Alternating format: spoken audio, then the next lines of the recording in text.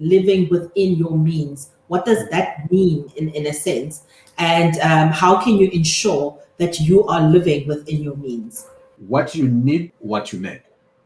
Is it a need? Is it a want?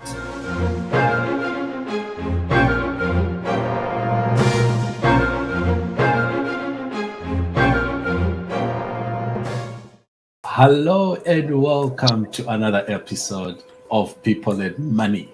We are going to talk about the difference between saving and investing. And as always, we've got our resident financial, expert, Ncumisa Nodaka, and we have our financial planner to help us talk about money today, Siyabulela Jodwana. Thank you and welcome to Baobab Chats. Hi, Stan. Thank you for having us. Great Hi, stuff. Stan.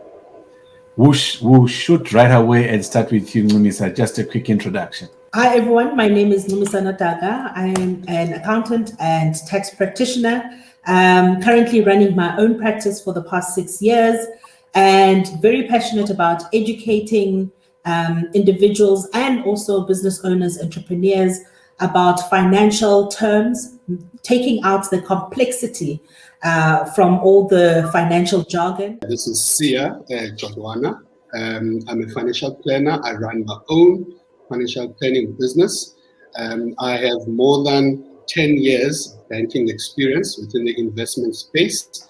I'm here to unpack those complex terms that I use within the financial sector and see how we can save and also invest in the long term. Can you remind us, can you refresh us? Let's start with you, Ncumisa. What disposable income is? Disposable income is the income that remains after you have actually paid off all your monthly expenses. And that is the income on which you can then either decide to save or invest in.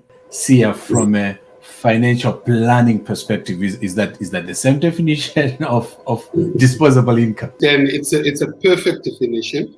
That disposable income is the amount that is left behind or funds that are left behind after you've taken care of your expenses. And so this is, I think, where it becomes very interesting because we want to talk about difference between saving and investing. Yes. And you're saying disposable income is what is left, but a lot of us actually, there's nothing left. Where do we start from here? Do we start from what is left, then save, or do we save and then see what is left, or do we invest first and what is left?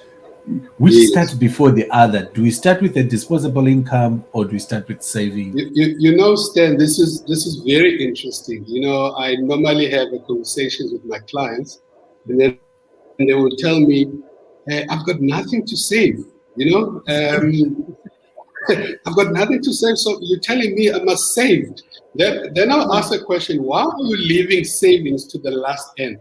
Because if you are, let's say if you are a Christian, you know that your first line on your budget is your tithe and offering, if you're a Christian. Yeah. Then the second line should be the savings line. You must remember, it's your decision. It's your decision to go to a retail store, to buy fancy clothes. It's your decision to buy that expensive vehicle, right? It is still your decision to buy that expensive house.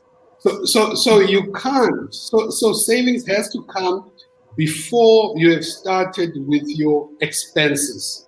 Because if you do that, you definitely you will not miss the bus on a month-to-month basis.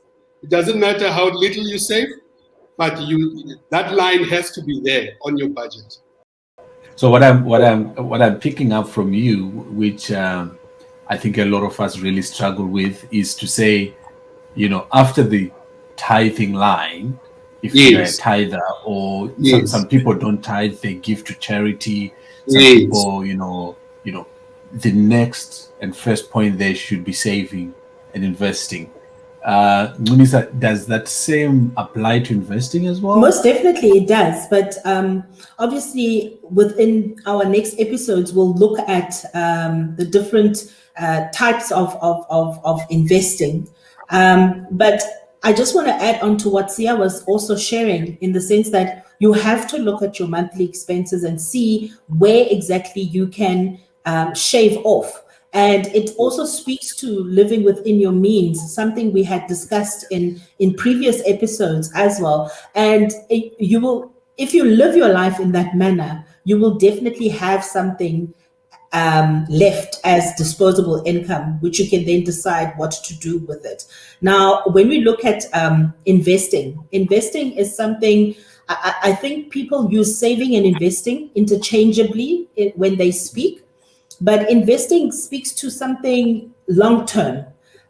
For example, if you, I think right now, everyone is talking buying shares and being a shareholder on either a company that's listed or shares overseas, etc.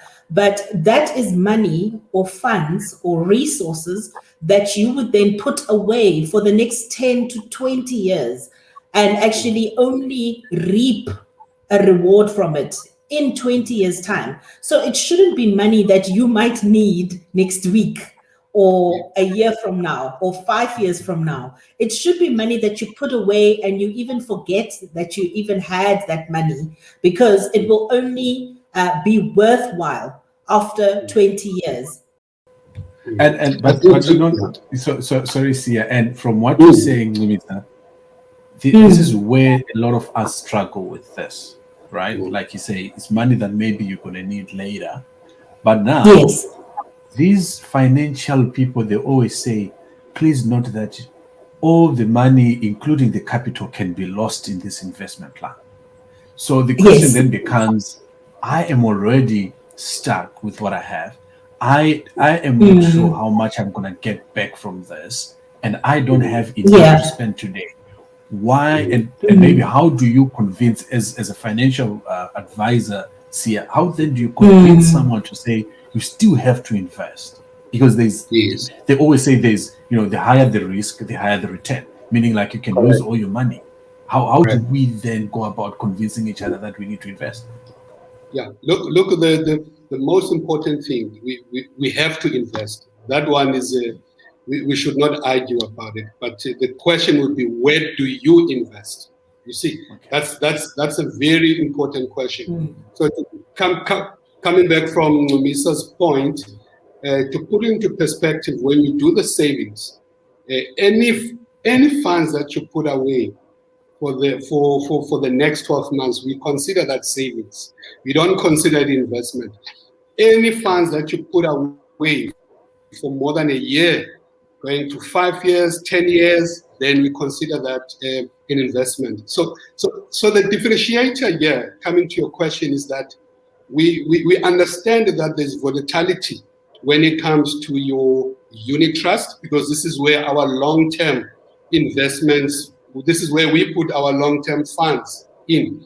So the financial advisor will tell you that for you to benefit, you need to be in for a very long time. Why? Because the markets, they go up, they go down, they go up. So after 10 years, at least you would have received an average. It's high risk and it's high returns. So with the savings, it's low risk and the low returns. And normally for people that, for my clients, when I give them advice and say, okay, you want to buy a car within 12 months, please don't go to unit trust. You just go to a money market. It's considered as cash. It's very flexible. No capital gains tax there. So it's very simple. So you put in your money, then after 12 months, you withdraw and go buy a vehicle for your son or for your daughter. Especially in our communities, mainly as Black people, we get stokvels. Okay? Yes. Our ladies, our mothers, even gents are involved in this. They put money together for groceries at times and then buy groceries at the end of the year and things like that. Is it advisable that to save in that way, or should that money rather go into investments? How to manage, because at times they're putting their 100 rand each or 500 rand, but like maybe it's 20 people or something. And when you look at it at the end of the year, the money that they're dividing amongst themselves is 20,000 rands or 25,000 rands, and you're thinking they could have earned some interest on this money. How do we advise on this? Yeah. Look, Stan, I always maintain, look, when Stokvel started, it started with groceries. Look, I think there was a logic behind it, because December time, there were many activities and festivities. So when December comes, you want to have money, or you want to have groceries to be able to cover those festivities. The young people now are a bit wiser. They actually see opportunities within the market. I mean, we talk of property stokvels. I mean, these are great stokvels. So it's funds that are there for a very long time. So the 12 months one, that you don't really make a lot of money or growth. There isn't much growth there, but it assists you to save, right? It assists you to save for that holiday that you want to go to, for that car that you want to buy. But that's where it ends, you see. But with the long-term stokvels, where you get your property stokvels, these are brilliant ones. I consider them as crowdfunding. A group of people can save for 5 years and go buy a block of flats, and then that block of flats maybe will be within the trust or a company. Then they can generate income as they go along. So those ones I really support. Yeah. Ncumisa, I know we when it came to we spent a lot of time mainly explaining investing. Just to come back a little bit, in a more technical way, what exactly saving is. How would we describe saving? Because there's always that confusion as well, and at times we use it incorrectly and correctly. And I think Siya has touched on slightly on this. He indicated that saving is any money or funds that you've actually put away for growth purposes within a 12-month time frame. So anything 12 months and shorter, that is considered a saving. And anything more than 12 months, then we start looking at an investment. So this is the main difference between saving and investing, and how you need to make a decision to choose the two. I have one last question before we close this, and to give your closing remarks as your answer to this question. You meet one of our mothers from Komaxaki or Motherwell, NU7, Umtansane, Harare, Mfakosi, Kailicha, and she says, I want to invest. What is your recommendation? She doesn't know a lot about banks. She doesn't know a lot about, but I heard that we need to invest. What do we advise? I would want to know what is the ultimate plan, because when we speak about savings or investments, let me say savings and investments, one needs to understand what is the goal, what is the idea in mind, what does Mama want to achieve, and that will then help me put her in the category of, does Mama want to save, or does she really want to put money in an investment? An investment might even be money that she wants to put away for her grandchild education, tertiary education.